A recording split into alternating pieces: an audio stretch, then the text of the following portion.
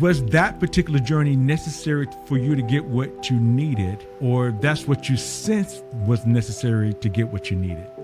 And I remember posing a question to God, and I said, I'm 31 years old, why don't I have a husband? And he said, Kelly, do you deserve a husband? Yeah, so change directions, move to Hawaii, quit your job, give away everything that you own. When you're stripped down to nothing and the Lord's refining you for purpose, it's so amazing how your whole mind changes to utter gratefulness.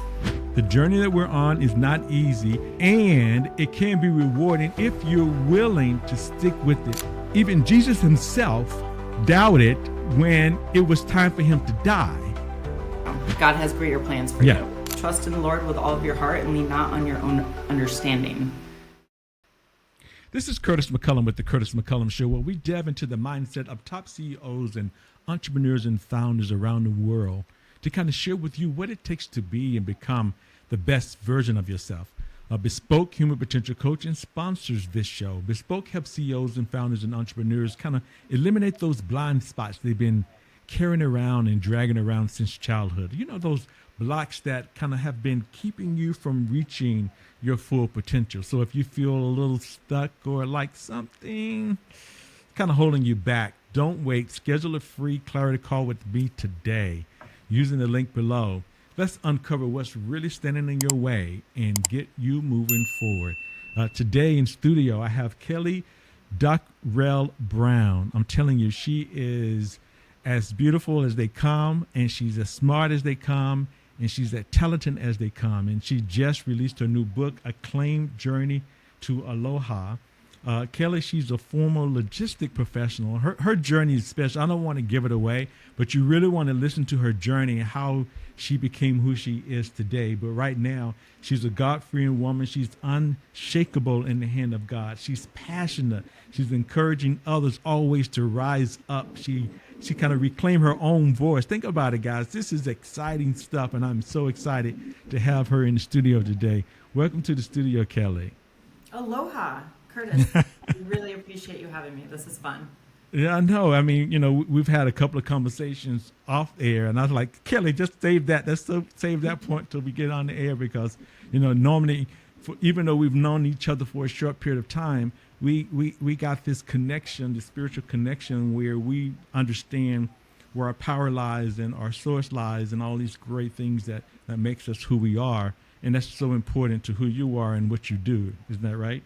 Yeah, I mean, the beauty of fellowship, I mean, we've got brothers and sisters that are all over the world, and, you know, we're all fishing from the same well, and we all believe in the same higher power. So we come together sometimes within divine appointments, but, you know, purpose is our purpose-driven lives are really to come together to help others, inspire, motivate. And yeah, it's been fun connecting with you, and, you know, I'm happy to be here again connecting. It's great. Yes. Now, you know, like I tell all of my guests, everybody has a journey, right?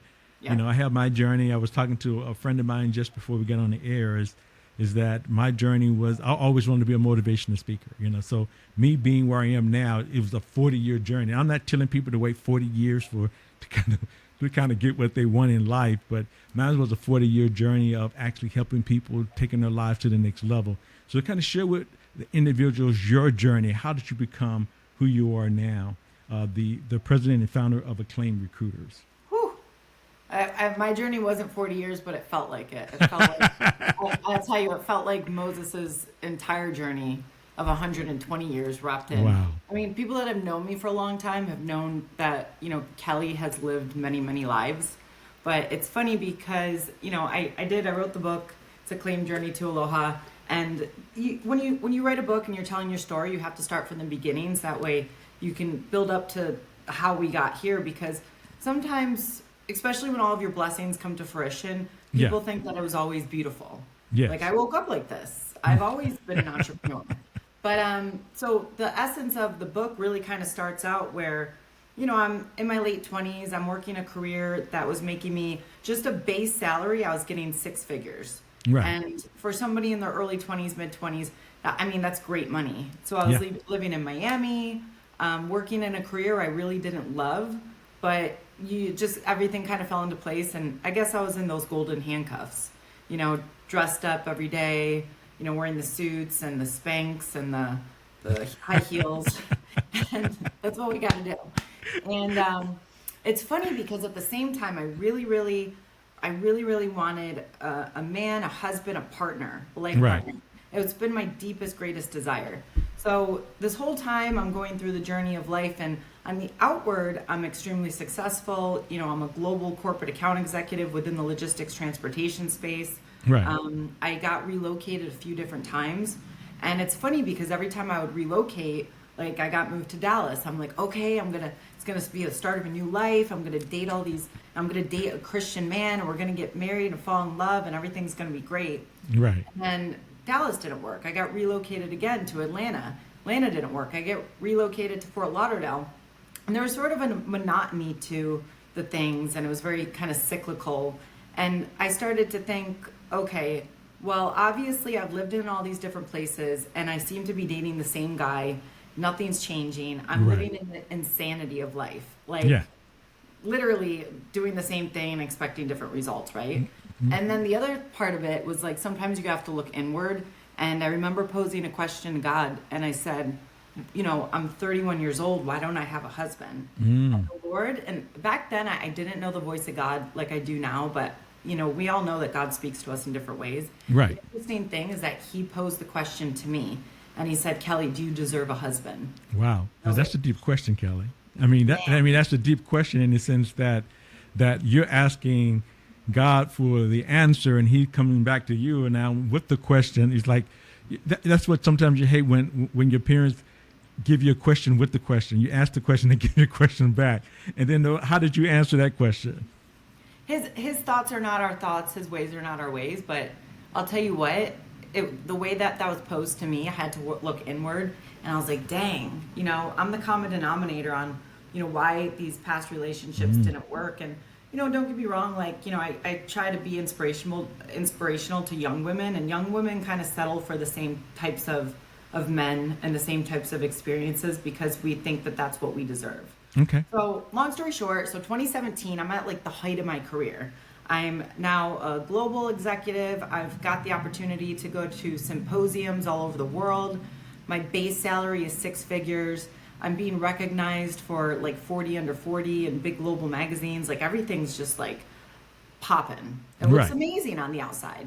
And, you know, I still put out that front. The truth is that I wasn't happy. I was waking up and saying, wait a second, this was supposed to be like a college internship. What am I still doing in this career? But you Wow. get stuck because your lifestyle has to accommodate, you know, making that money. And it just, you're like, I guess this is my life now. Yeah. So long story short, 2017, I had quite the awakening. And that's when I felt as though I got pulled into scripture. And for the first time, even though I've been a Christian my entire life, I was raised a believer, raised with believing in Jesus. And the funny thing about it, being like so like analytical and detailed and like an interested person, I like to get interested in the things that I like. Right. Never once did I ever read the Bible. Like it was, yeah. And I was raised, the interesting thing, I was raised Catholic. And Catholics don't urge you to read the Bible. Usually when they talk about scripture, they'll talk about Psalms or just kind of quotes, but they don't Right. dig into like the true story of it. So Right. I dug in, and like my mind was blown. I was like, whoa. I was like, has anybody ever read this book? Because it's, but here's the thing. When I was living in the secular, everybody else that identified as Christians were living exactly the same as I was, you know, Right. and most of which also hadn't read the Bible because they checked the box, they're saved, salvation, let's go on with life. Right. So I get pulled into scripture, so 2017, and everything started to change pretty quickly. And then all of a sudden, one day I was at home, it was a Saturday, I was studying scripture, and the Lord spoke to me. And He said, I need you to change directions. And a lot of the times the word repent actually means to change directions. Yeah, that's what repent means. Yeah. Yeah, so change directions, move to Hawaii, quit your job, give away everything that you own. I mean, this happened in kind of an instant, and it just Now, got now, for the average person, that's a big ask. I mean, That's a you know, big and a ask. lot of times we get voices, and we have to make sure that's the right voice that's coming to us. So you got this voice says, "Hey, quit your job, 6-figure income, sell your stuff, go to Hawaii." My question is, have you ever been to Hawaii before then? Yeah. So actually, just real quick, I wasn't told to sell my stuff. Okay. I wasn't told to sell my stuff. Yeah. So here's the funny thing. I was living in Fort Lauderdale, which is a little bit, it's a little bit further north than Miami. Yeah, I right. had a very expensive duplex. Mind you, I'm living in like a place that has beaches, but I'll tell you this. I've been to Hawaii a couple times before that. Never cared for Hawaii, mainly because I don't like sand and I don't like beaches. The Okay. whole time I lived in South Florida, I would never go to the beach. Like, I Okay. used to say, if God sends me to hell, it'll be on a beach somewhere. So trust me, it wasn't like a big, like, yay, I'm going to Hawaii. Right. So that wasn't the draw then, the sand, and that wasn't the draw to go to Hawaii. No. And I had been there before. Okay. But I think it was more the less I was being called to basically peel back everything that I was and go pursue simplicity. And go to the Big Island where I could peel back and kind of live a very simple life dedicated to the Lord versus being chained to a desk, 6-7 days a week, because that's what I owed the company because they were paying me. Right. And Right. I talk a lot about it in the book, and it sort of probably makes a little bit more sense, even though it still sounds absolutely nuts. Right. So yeah, the next day, the next day was a Sunday. I actually just started taking all these pictures, art, everything off my wall and putting it outside with a free sign. Monday, I called my boss and said, "Hey, God spoke to me. I'm quitting the company and I'm moving to Hawaii." So, like, you can imagine everybody in my existence thought that I was nuts.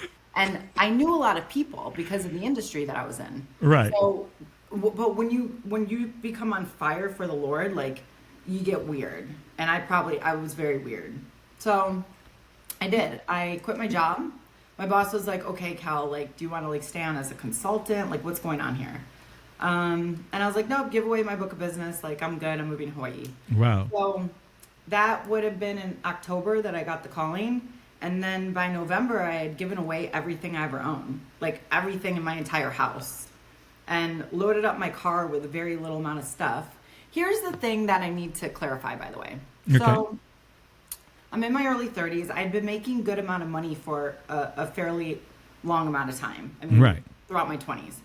So you would think that once I left my job and pursued moving to Hawaii, I'd have a lot of money saved up. Yeah. Not the truth. The problem is, especially when you're that age and you're kind of living this, easygoing life, I'm living in a very expensive place that I'm Right. leasing. I have an expensive car that I bought, but I'm still making payments. I had a lot of student loans left. Wow. So when I went out on this journey, I paid off all my student loans, and I wasn't really left with that much money. You would think, because I was making a lot of money, but you're Right. spending a lot of money when you're living like that. So I had a very small chunk of money that I was like, okay, this is going to get me to Hawaii. So lo and behold, started out on like a homeless journey across country. Wow. That lasted about 4 months. And, one day I'm a corporate bougie, account executive, global rep, eating steaks and caviar, at Ruth's Chris. Right. And then the next, I'm trying to figure out how to set up a tent in the middle of the wilderness because I'd never been camping before. Wow. Like, so it's a wild story. And then Well, I mean, it's a wild story, but I guess I want to kind of share with the audience. Was that particular journey necessary for you to get what you needed, or that's what you sensed was necessary to get what you needed? Bespoke Human Potential Coaching sponsors this show. Bespoke helps CEOs, founders, and entrepreneurs get rid of those blind spots that they've been carrying around since childhood. So if you're stuck and have some blocks, click the link below for your clarity call or scan the QR code if you're on video. Let's get rid of those blind spots. Now back to the interview. That's actually a great question. Okay. So here's something interesting. Okay. It was just me and my dog. Okay. And there's very, very strict laws in Hawaii about bringing dogs to the island. And my dog is my ride or die. He was basically like the Moses of my mission. There you go. So To get the dog to Hawaii, he has to be passed by the DOA because they don't have rabies on the island. And a lot of the times you have to hold up the dog about 120 days on the mainland until you can enter Hawaii, or else the dog has to get quarantined. So the biggest facet was like, okay, I'm not going to be getting paid anymore. Therefore, I need to obviously stop paying rent because I mean, I was paying a lot to live in Fort Lauderdale. And then I figured to get to Hawaii, what's the cheapest method? Well, I'll drive my car across country, get to California, put my car on a ship, and then boom, I'm in Hawaii. Right. So I think it was very intentional the way that it happened like that because it really allowed me to spend time just digging into scripture and just kind of being free to the world. And yeah, living this oddly, very close. When you're stripped down to nothing and the Lord's refining you for purpose, when he takes everything away, or you give it away in my case. Right. It's so amazing how your whole mind changes to utter gratefulness. You're so grateful to be sitting there in your warm tent eating a bowl of noodles, and you're so grateful in that moment versus any other time I'm eating steaks. It's just, chowing down, no regard. I might say a prayer, maybe in vain. And also the other thing too is when you're being refined, you're truly, truly seeking after the Lord. Because we know in the hardest times, that's when we're close to God. That's when we're on our knees and asking and praying and showing thanks. I'm totally agreeing. Because I'm totally agreeing with you that obviously most of us find out higher source, because some people don't call it God, some people call it higher source, some people call it universe, whatever they call it. Basically, is like we have a special connection when we need it most, right?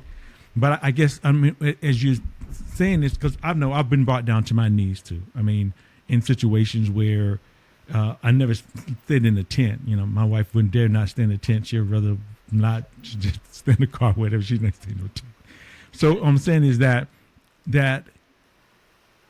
can we get a refining? Can we have a sense of gratefulness without going through that deep level of transformation? Oh, absolutely. 100%. Look, I pose on the back of my book. I'm like, what if God called you to give away everything that you've ever owned, your job, your money, your belongings, everything? Right. Would you go into the unknown? And if I'm being honest, I don't think money would. I mean, it was an extremely scary thing that happened to me. But we're all so different. Yes, we are. Yes. Even some of the simplest things can really just kind of grind you down and refine you. It doesn't have to be all these exhausting, terrible stories. Because I'm kind of one of those people too. When life's going really good, I'm like, okay, like what's gonna happen? Like when are things gonna start to go bad? Versus just being like grateful for every aspect of it. So now as you now we're getting fast forward, we're at the island now. So now you're in Hawaii. So I guess now since you're in Hawaii, you got your husband, right? Yeah, I wish it was that easy. Jeez, I wish. Yeah, when you get called out to do something great, you're like, once you complete the mission, you feel like like a video game, and you're like, okay, so where's my prize? Where's my box of gold? Right. And so when I arrived, I was like, okay, I'm waiting for a word any day now. And no, actually that didn't happen. So I get to Hawaii and I was like, okay, I'm here. I'm basically out of money because it took so long to get there. Right. You still have bills to pay and everything. And, lo and behold, I tell this story because, when I was there, I was just trying to seek, okay, like now what? So I was sleeping in my car because it was easier than having to go get a permit to camp out on the beach. And then I would go to like Bible studies in the morning at like coffee shops. And the funny thing is like, you're still trying to pretend like you're a normal part of society. So like I'd sleep in my car, like sitting up, and then I wake up and be like, okay, I have to go to this Bible study and act like I just, got ready at a home and had this beautiful morning. No, I was literally in the parking lot of the coffee shop sleeping. So I go to a Bible study. There's this guy that's walking out of the bathroom and he just starts prophesying over me. And he said something about where I was going to go live, where he was spot on. And the pastor, he was just on vacation with his family. Right. And the family's seen my dog and they wanted to meet the dog. So the pastor comes out and he starts speaking words over me. And this has never happened to me before. Right. And he's like, the Lord has a man prepared for you. And the pastor's like 6'4". Right. But he was going like this. And he's like, he's tall, like he's coming. Right. And we're in the middle of this coffee shop and he's going, release him, release him. And I'm like, release him, release him. You know? It's any day now. And so that was in 2018. It would have been March 2018, just about exactly 7 years ago. Right. And so now I get this prophecy and I'm like walking in full faith, like any day now. Yeah. Nope, that's not what happened. That's certainly not what happened. So yeah, I ended up living in Hawaii. God gave me some of the desires of my heart that I didn't know existed. I ended up becoming the #1 requested DJ on the island. So I was hosting like huge, massive weddings. And you can imagine if people get married in Hawaii, it's a big, big wedding. Right. So I was like DJing and emceeing. But the irony is like, it was such a gift to be able to do that. But it created such a torturous season for me. Wow. Because I'm waiting for my husband. Right. Instead, I have to stand up here and announce your wedding. And I got bitter because I was like, how dare Jesus like dangle this in front of me? Right. Right. So, but no, fast forward, lo and behold, I met a man that was on vacation. He's Air Force and he was on a boys trip. If anybody's ever been to Kona, Hawaii, this is how you know that this is a God thing. Because nobody takes a boys trip to Kona. It's not a boys trip location. Right. So took a boys trip.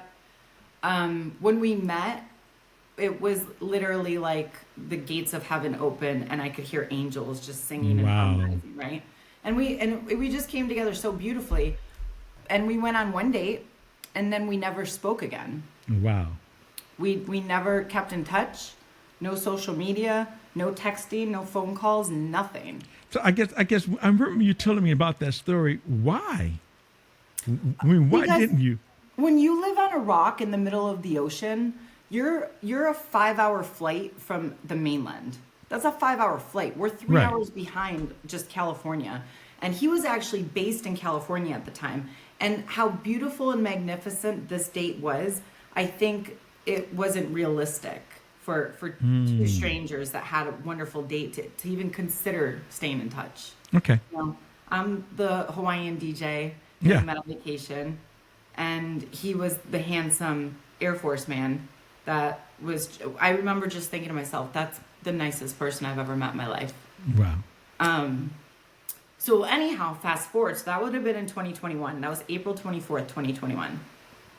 So now I'm working for a company. I started working for a big corporate company that had found me through LinkedIn. And I'm being called to leave the island. They want me to move to Arizona.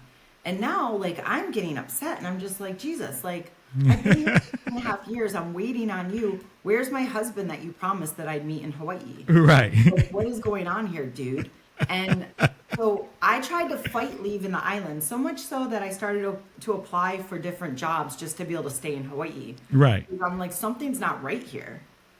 So lo and behold, in an effort to kind of stay on the island, so at the end of 2022, I just started like, sometimes it's powerful for us to just sit in silence and just sit with the Lord. Yeah. I couldn't sleep one night and I just sat in silence with the Lord. And in a moment, he downloaded into me again to launch a recruiting company. Gave every little bit of details to almost like a blueprint. Wow. So that was a Sunday night. And obviously I was so excited. I was like, oh my gosh, I'm starting a company. I didn't sleep that night. And then launched Acclaim Recruiters the next day. The following day, I hired a business coach. And then I knew I still had to leave the island though, because I was just kind of in the process of launching the company. Right. And so I kind of begrudgingly left, moved to Arizona on behalf of the company that I was working for, that was paying the bills. And sure enough, on my exit out of Hawaii, everything that could have gone wrong went wrong. I was sicker than a dog. My dog's paperwork wouldn't go through. They weren't going to let us off the island. I didn't have a place to go to when I got to Arizona just because I couldn't find a place. So I was like, I'm just going to wing it and trust on the Lord. Right. My beloved Jeep ended up getting totaled by the shipping company. And the guy that's worked there for like 35 years, he's like, literally in all my years, I've never seen anything like this happen. So, and that's how I know when I'm walking in purpose that it's either a refining from the Lord or it's the enemy trying to throw me off course. Well, I think that's something we can kind of pause a little bit. This is what people really need to understand when they are journeying, when they're on this journey, this life's journey, right? Is that it's never a straight line. It's never like, you get these downloads, you get these opportunities, you get these intuitions that tell you to move, that tell you to do something. And we think because we got that intuition, we got this thought that now everything is going to work out perfectly fine. Wow, it's going to be beautiful. It's going to be a cakewalk. Yeah, but it's not. No. Not always. I mean, most of the time it's not. No. And I think, in my faith, and I kind of always question this, like I'm thankful for my faith because I know these things. Right. But it's sometimes I don't know if it's the Lord either refining me for greater purpose. Right. Or if it's just the fact that the enemy knows that I'm walking into greater purpose on behalf of my God, and he's just trying to throw darts to basically. I feel that in life, this is my philosophy, is that in life, there are always storms. Yeah. I mean, storms are always raging, and all storms, regardless of what they are, is for our learning. Yeah. So for me, my philosophy is that whatever you feel like it is throwing it at you, or you bringing it on yourself, or just what it is still all for the learning. So regardless of how we travel or how we journey, the whole idea is that we understand, and I think you got that learning, like regardless of what, I'm looking at this as an opportunity to learn, to grow and expand, because I know that this is a part of my journey. And that's the way you looked at it, right? I mean, you were... Yeah. Curtis, I'm not going to lie to you because, I want to be raw and I want to be humble about this. But, as many times have I been through the storm, and I've never been thrown to the wayside. Like everything always comes back full circle. Okay. Like when you're in the midst of it, it's crazy because like you lose hope. Oh, absolutely. Like I cried my face off. Actually, my book, a lot of it is just me crying my face off. Like crying, like my face is swollen type tears. Right. And so because you start to question it and you're like, for instance, I get to Arizona and then I end up getting this really awful roommate. I moved to Scottsdale and I got a roommate just until I figured out where I was supposed to be. She was terrible. She was just awful people. Right. Dirty, disgusting, in your face, rude. Anyway, at the same time, I'm really trying to launch my company, but everything blows up in my face. My website, my domain ended up getting blacklisted, so I couldn't even communicate with potential clients and candidates, and like it was just it blew up. And I was just like, I'd sit there and I'd just cry my face off, and I'm like, I put my blood, sweat, and tears into this. I thought I heard a word that this is what I was supposed to do. Maybe I'm wrong. Maybe I'm crazy. Maybe these are just voices in my head, and I'm losing it. So, but at the same time, there's always those moments of like, no, you need to stick this out. You need to learn from this, and you need to keep, that positive energy and that motivation and that persistence and perseverance and keep showing up. And well, I mean, to your point, hold your thought. I want you to hold your thought, what you're thinking. But I want to kind of interject this with the audience, especially the Christian audience who are listening right now. This is the thing. Even Jesus himself doubted when it was time for him to die. So those who understand and believe that narrative is that if he is God incarnate and he doubted and he feared and he cried and he like, oh my God, let this thing pass from me. I think it's okay for us to understand and acknowledge the fact that this journey that we're on is not easy, and we will share some tears sometimes, and it will be hard sometimes, and that's just life, Yeah, I think Peter's a great example of that. Like, imagine you're walking on water with Jesus. Oh yeah, that's my favorite story. Yeah, and you always want to keep your eyes fixed because that's where you belong. But even he had his eyes on him, right? And he lost belief and he lost faith. And I think about that a lot. I mean, But the truth is, like, I think the older that you get and the longer that you're walking and the more lessons that you learn, the more confidence that you have that everything's going to work out for your good. You know, Right. everybody likes to quote Jeremiah, what is it, 29:11, that, God has greater plans for Yeah. you.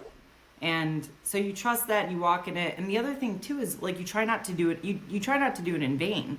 Like, I wrote my book and I shared my testimony because I'm like, look, like, it's been a long journey, and whatever you see on social media of my life now, Right. it wasn't always that. Like, and my testimony in my life is maybe just to share my testimony with one non-believer to get them to be like, oh, let me try this. Right. Let me give it a shot. So, did you want to hop back in to find out what happens next? Yeah, basically now we're here. Now you're in Arizona. Your comment has been blackballed, and now you're right there again. So where are you now? Bespoke Human Potential Coaching sponsors this show. Bespoke helps CEOs, founders, and entrepreneurs get rid of those blind spots that they've been carrying around since childhood. So if you're stuck and have some blocks, click the link below for your clarity call or scan the QR code if you're on video. Let's get rid of those blinds. Now back to the interview. Okay, so this would have been January in 2022. Yeah. So now I'm just like, I'm pouting basically because I'm feeling like Lot's wife. Lot's wife is the one that turned around and she was told not to look back and she got turned into the pillar of salt. Right. Well, now I'm Lot's wife. Now I'm told to move forward, and I'm looking back on Hawaii and I'm like, well, wait a second. Why did I leave there? Why did I give up everything that was so great? And everything really wasn't all that great. Right. I was just looking back at the comforts of the life that I created there. So, I'm sitting, I'm kind of pouting, I'm getting over this illness. I've got the wonky roommate. My business is in the drain, and my favorite Jeep is totaled. Right. And I need to figure out that. So I'm just really kind of pouty, really questioning the Lord. Sure enough, I get a random text message from the handsome tourist that I'd met the year before. He had looked me up. He looked me up and he said, hey, I see that you're in Arizona now. And he's like, I just happened to look you up. He's in the Air Force. Right. And come to find out, the Air Force was relocating him to Arizona. Wow. And he said, hey, I'm getting orders to Arizona. I'll be there in a few months. Let's link up when I get there. And when you're in the storm, even that little bit of hope to see like a great familiar face and stuff, you're like, okay, great. So I was like, let's hope my life is in a better situation when he arrives. It's that way everything can be glorious. And sure enough, our second date from the one in Hawaii just happened to be a year to the day that we met in Hawaii. Wow.